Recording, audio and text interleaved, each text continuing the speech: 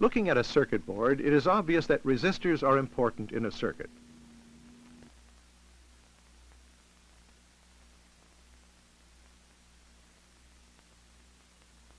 You might think that the best way to show the resistance would be to print it on the resistor, and this is sometimes done. However, some resistors are too small, or they may be positioned with the value hidden. So a color coding system is used instead. Notice the 4 colored bands. First 3 bands from left tell us, if we know the code, that this is a 12,000 ohms resistor. The code works like this. The color band nearest the end tells us the first figure. In this case, it is brown, which stands for 1. The next band is red, which stands for 2. And the third band tells us how many zeros to add. Orange stands for 3, so 3 zeros. 12,000 ohms. The color of the body of the resistor has no meaning in this system and is simply chosen to be different from the colored bands. The color code is on the resistor color code card, and you should use the card until you have done it so often that you'll never get it wrong. Let's try a few more examples, keeping the color code in mind. This resistor is yellow for 4, green for 5, and orange for 3 zeros, 45,000 ohms. Now this one. Violet is for 7, white for 9, and brown for 1 zero, 790 ohms. All right, one more.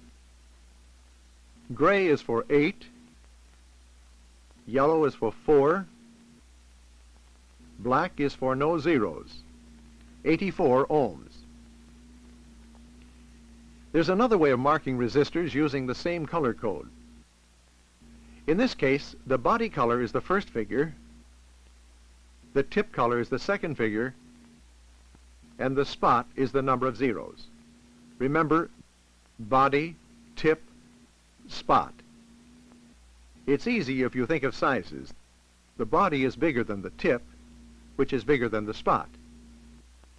Body, tip, spot. Let's try a few.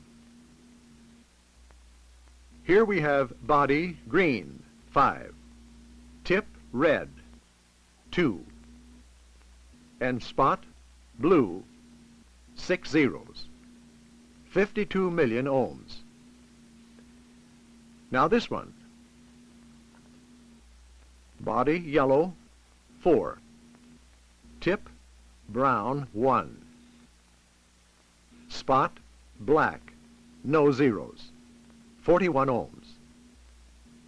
Again, body violet, 7, tip white, 9, spot orange, 3 zeros, 79,000 ohms. And now a catch one. What do you make of this? Well, the body is certainly red, so that's 2. But the tip is also red, so that's another 2. And the spot must be red as well.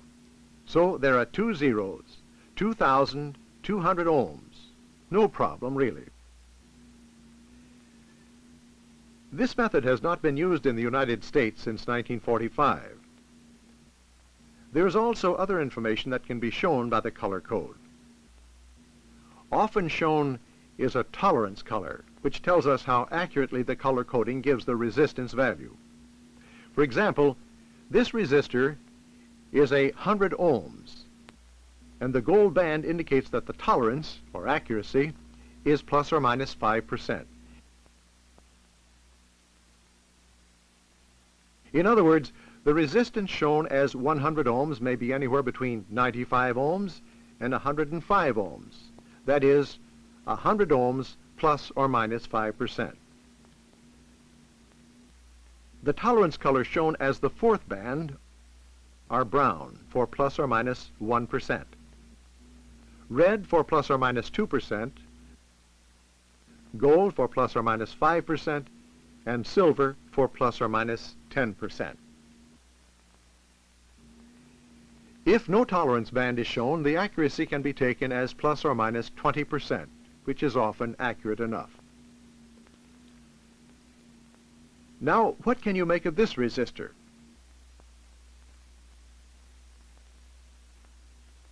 The color bands indicate a 3 for the first figure and a 3 for the second figure. But what is a gold doing as the third band? Well, when gold appears in the third band, it means take 1/10 of the resistance value indicated by the first two bands. So this resistor is 33 over 10. That is 3.3 ohms. If the third band is silver, you divide the indicated resistance by 100. In this case, 25 divided by 100, that is 0.25 ohms. So if you have a gold as the third band, take 1/10 of the value indicated by the first and second band. If you have silver as the third band, take 100. Some resistors are called precision resistors, which are printed with 1% tolerance and value in ohms. Some are also manufactured to particularly high standards. They are said to have high stability, and this is shown by a pink band, like this. So the color code on this resistor tells us that it is 64,000 ohms with a tolerance of plus or minus 10%, and it has high stability. So you can now learn a good deal simply from the way a resistor is colored, relying, if necessary, on your resistor color code card.